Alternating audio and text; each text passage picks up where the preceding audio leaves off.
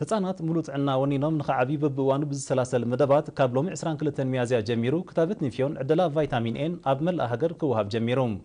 እቲ መደብ ኣብ ዞባ ማእከል ኣብ 144 ቆምትን ግዝያውያንን ንቁጣታት ከምኡውን ኣብ 22 መውዓል ህፃናት ይካየድ ከም ዘሎ ክታበት ኒፍዮ ድማ ካብ 9 ወርሒ ክሳብ 5 ዓመት ዝዕድሚኦም ህፃናት ይወሃብ ምህላው ተፈሊጡ ሕማም ኒፍዮ ብክታበት ንምክልኻሉ ዝከኣል ተላባዕ ሕማም ኮይኑ ኣብ እዋኑ እንተ ዘይተፈዊሱን ክታበት እንተ ዘይወሲዱሉን ዑረት ምጽማም ረስኒ ሳምቡን ኣኸቲሉ ክሳብ ነባሪት ስንክልናን ሞትን ዘስዕብ ምዃኑ ኣብ ጨንፈር ሚኒስትሪ ጥዕና ዞባ ማእከል ኣዋሃዲ መደብ ስነ መግቢ ኣቶ ጎይቶኦም ኣሰፋው ነይሪና ሓቢሮም ቫይታሚን ኤ ድማ ሕማም ናይ ምክልኻልን ምጽዋርን ዓቕሚ ዝሐይል ኣብ ርእሲ ምዃኑ ካብ ጋህምን ዑረትን ከም ዝከላኸልን ንዕቤት ቆልዑ ሓጋዚ ምዃኑን ብምሕባር በብዓመቱ ብዝውሃብ ክታበትን ምዕዳል ቫይታሚን ኤን ኣብ ዞባ ማእከል ካብ ዝርከቡ ህፃናት እቶም 900 ተጠቀምቲ ከም ዝኾኑ ኣቶ ጎይቶኦም ብተወሳኺ ኣረድዮም ነዚ ብነፃ ዝካየድ ዘሎ ኣገዳሲ መደብ ንምዕዋት ወለዲ ብኣጋን ናብ ዝቐርቦም ትካላት ጥዕና እናኸዱ ከኽትቡ ከም ዝኽእሉ ኣብ ጨንፈር ሚኒስትሪ ጥዕና ዞባ ማእከል ሓላፊ ኣሃዱ ጎስጓስን ሓበሬታን ኣቶ ሃብርተ ገብረ መስቀል ገሊፆም ኣዴታት ኣብ ዝኣቦ ርእቶ ጥዕና ደቀን ንምሕላው ንዝግበር ዘሎ ልዑል ጻዕሪ ብምምጓስ ብክታበት ጥዕና ደቀን ንምውሓስ ደቀን ድልዋት ምህላወን ኣረጋጊፀን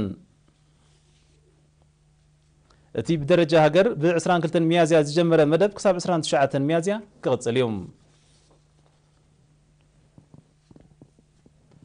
ተምሃሮ ኣሕዳሪት ቤት ትምህርቲ ኣስማጥ ዝግበረሎም ዘሎ ናብዮት ኣብ ትምህርቶም ከተኩሩን ተወዳደርቲ ክኾኑን ልዑል ኣስተዋፅኦ ከም ዘለዎ ገሊፆም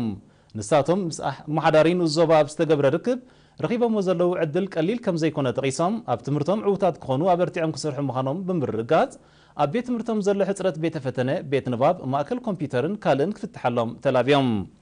ኣብቲ ኣስታት 1300 ተምሃሮን መምህራንን ዝተሳትፍዎ ኣኼባ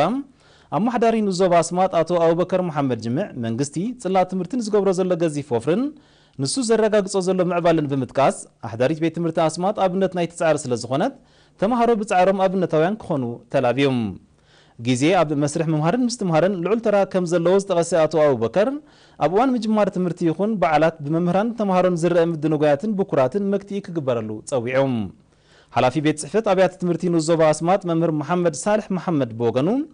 ተምሃሮ ኣብ ትምህርቶም ካብ ምትኳር ሓሊፎም ዝውጥጦም ማሕበራዊ ጉዳያት ስለ ዘየለ ለይትን መዓልትን ብምጽዓር ምስ መምህራኖም ተሓጋጊዞም ኣብ ትምህርቶም ተወዳደርቲ ኮይኖም ብርህ መጻእዮም ከማዕዱ ኣተሓሳሲቦም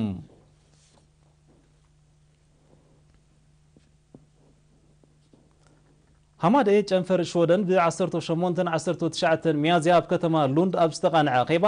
ኣብ ዝሓለፈ ኣዋርሕ ንዘሰላስሎ ስራሕ ብምግምጋም ሓድሽ መደባት ስራሕ ሓንፂፆም ኣብቲ ወከልቲ 10 ንኡሳን ጨናፍርን ካልኦትን ዝተሳትፈዎ ኣኼባ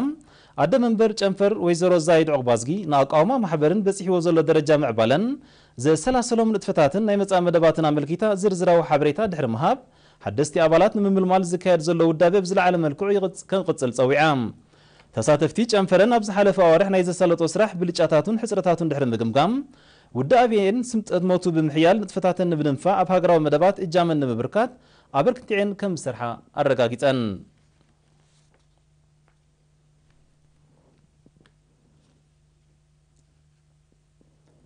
ማሕበረኮም ኤርትራውያን ነበርቲ ሪያድን ከባቢኣን ንግስነት ስዑድ ዓረብ ብምኽንያት ጽምብል 24 ዓመት ናጽነት ስፖርታዊ ውድድራት ጀሚሮም እዚ ክሳብ ቅንያት ናጽነት ዝቕፅል ብቐንዱ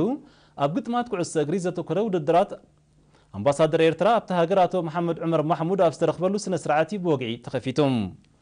እዚ ውድድር እዚ ኣካል ናይቲ ጥርናፈ መንስያት ብምሕያል ተሳትፎም ኣብ ከምኡውን ሃገራውን መደባት ንምዕዛዝ ዝካየድ ንጥፈታት ከም ዝኾነ ካብ ወደብቱ ዝተረኽበ ሓበሬታ የመልክት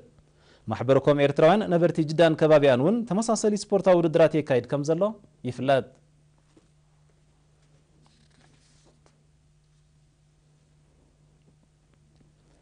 ትማሊ 21 ሚያዝያ ኣብ ዝጀመረ ውድድር ቱር ትሬንቲካ ምስ ክለቦም ኤምቲኤን ዝሳተፉ ዘለዉ ኤርትራውያን ተቐዳደምቲ መርሃዊ ቅዱስን ዳንኤል ተክለ ሃይማኖትን ኣብ ናይ ግዜ ናይ ጋንታ ውድድር 7ይ ደረጃ ሒዞም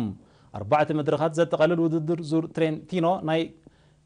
ክልተ ሓይሊ ፈረስ ደረጃ ዘለዎ ኮይኑ ቀዳማይ መድረኹ ብናይ ጋንታ ናይ ግዜ ውድድር ፈሊሞም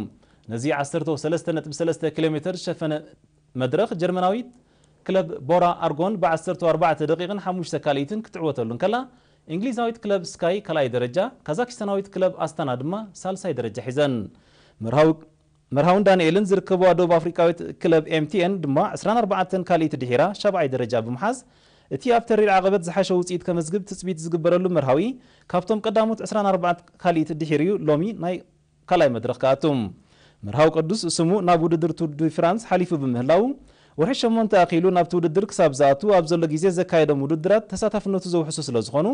اب كمزيم زامسلو وددرات دميق كوص تثبيت تغبر دانيال تخلا هيمانوت نخلت اورح بحمام كوددراتن لممراتن تالي بمصنحو ازو وددر زي دحر زور لانكاوي فالمايو كم زخنه يفلات